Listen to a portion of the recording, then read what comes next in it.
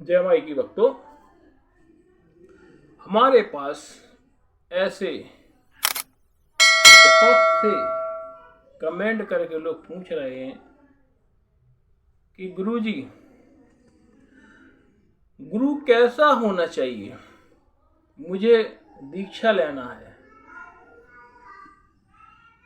तो ये काफी गहन अध्ययन का विषय है कि गुरु कैसा होना चाहिए। अब सवाल यह उठता है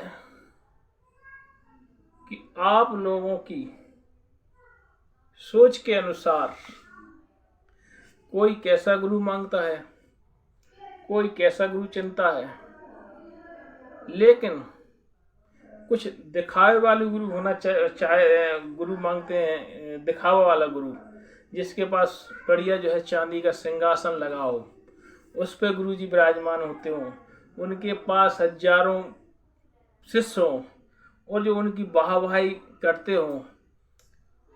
तो ये ऐसे कुछ लोग कथा कथित लोग हैंगे जो चमक दमक को देखकर वो गुरु का चयन करते हैं।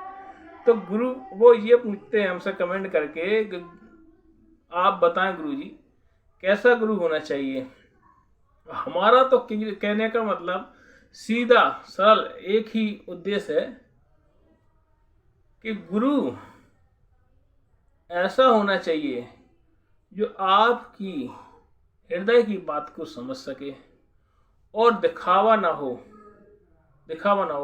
और गुरु के मन में लालच ना हो कि हमारे चेले की जेब में क्या रखा है। उसकी चेले की जेब की कैंची मार के न चले गुरु, तब गुरु है। अगर गुरु की निगाह उसकी जेब पर है तो गुरु क्या काम का है। अधिकतर आप जब दीक्षा लेने जाते हैं तो सबसे पहले तो गुरु यही पूछते हैं कि बस आप करते क्या हैं। पहला सवाल एक ही होता है गुरु का कि आप करते क्या हैं। उनका मतलब सीधा सिद्धांत है कि आपकी जेब कितनी भारी है, मतलब कट लगाना है। तो आप किसी गुरु पर ये या उन पर टीका टिप्पणी करना तो नहीं चाहेंगे हम, लेकिन हमारा कहने का तात्पर्य यही है कि गुरु सीधा सरल स्वभाव और बिल्कुल निर्मल मन का होना चाहिए। अगर सीधा सरल स्वभाव निर्मल मन का होगा वही गुरु होगा। अच्छा, गुरु जो है अधिकतर जो दीक्षा लेना चाहिए तो या तो वैसे तो कोशिश ये करना चाहिए कि जो जंगल में निवास करते हैं जहाँ किसी की पहुँच में ना हो, वैसे तो इस तरीके का गुरु लेना चाहिए जो आपको सही मार्गदर्शन कर सके। और वैसे ऐसा कुछ नहीं है, गृहस्थ भी हो सकते सही मार्गदर्शन करने वाली। तो गुरु के मन में किसी प्रकार की लालच नहीं होना चाहिए तो गुरु है, अन्यथा कोई काम का ही नहीं है, क्योंकि उनके मन में तो सिर्फ लालच भरा है। तो कहने का मतलब यह है गुरु जब भी आप बनाएं तो उसको पहले परख लें, जान लें कि गुरु ऐसा तो नहीं कि आप उन्हीं लोगों को गुरु मार्गदर्शन देंगे जिसके जेब में पैसा होगा और बेचारे जो गरीब उनके भक्त आएंगे उनकी वो पूछेंगे नहीं। अच्छा, पैसे वालों के जो पैसे वाले होते हैं ना, जिससे उनके पैसे वाले होते हैं उनको नाम से बुला लिया जाता गुरु को, और जो बेचारा गरीब बैठा है उसको लाइन लगे रहती है। तो उसको जो बड़े महाज्ञानी अपने आप को कहते हैं वो अपने कमजोर शिष्यों को कभी पास में नहीं बुलाते, ना उनसे पूछते कि बेटा समस्या क्या है। तो ऐसा गुरु बनाए जो आपकी पहुंच में हो। अब मान के चलो आपने बड़े बड़े जो आजकल देख तो रहे देश में कि बड़े बड़े गुरु और जो बड़े बड़े वो चल रहे हैं उनके लाखों भक्त हो गए, माइक पे उनको दीक्षा दे दी गई है, उनको ये नहीं पता गुरु को कि हमारा ये चेला है।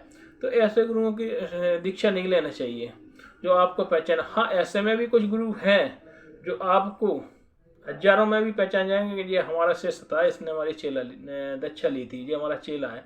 तो ऐसे गुरु को जो आपको निगाह में रखें और आपकी समस्या सुन सकें, ऐसे गुरु की दीक्षा लेना चाहिए। अन्यथा नहीं तो गुरु दीक्षा लेना कोई मतलब भी नहीं है। उनने मंत्र दिया और आप अगर मंत्र भूल भी गए तो दोबारा आप गुरु से मंत्र ही नहीं पूछ पा रहे कि यार गुरु मंत्र क्या है हमारा। तो हमारा कहने का मतलब ये है कि गुरु दीक्षा उसी गुरु की लें जिससे अगर अपन गुरु मंत्र भूल गए हैं तो एक बार गुरु से दूसरी बार मंत्र मिल सके, वो गुरु है। नहीं तो गुरु मंत्र एक ही बार मिलता लाइफ में। अब आजकल का कल्चर क्या हो गया, गुरु ने कहा ठीक है, आपके गुरु थे और आप उनसे नहीं मिल पा रहे हैं तो आप दोबारा दीक्षा ले लो। तो ये कोई बात नहीं हुई। दीक्षा सिर्फ वैसे तो कायदा तो एक ही बार बनता है, आपने जिसको गुरु बना लिया वही गुरु है। अगर आपने कई उस गुरु के पास नहीं जा पा रहे, 500 किलोमीटर दूर है या 1000 किलोमीटर दूर है, तो चलो हम दोबारा दीक्षा ले रहे।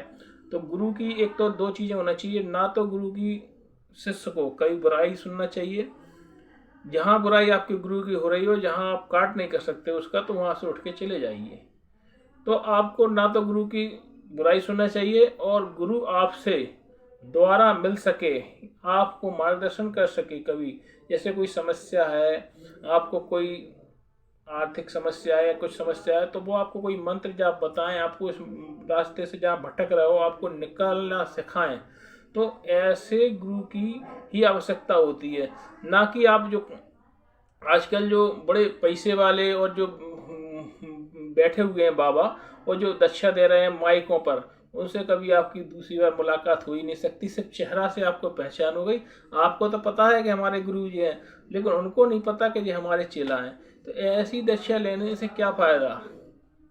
और अगर हमारी ये बात आपकी समझ में आए तो अच्छा है, आप इस चीज़ पर खरे उतरें और आप ऐसे गुरु का चयन करें कि जो आप गुरु की निगाह में रहें और गुरु आपकी निगाह में रहे और आपको वो कुछ मार्गदर्शन कर सकें।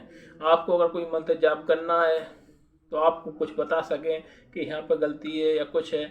तो इस टाइप के गुरु बनाए जो आपसे मिल सकें, चाहे वो गृहस्थ हो चाहे वो सन्यासी हो। कहने का सीधा सा तात्पर्य यही है कि गुरु से आप मिलेंगे तो ही आपका मार्गदर्शन होगा, अन्यथा मार्गदर्शन नहीं होगा। जय माई की।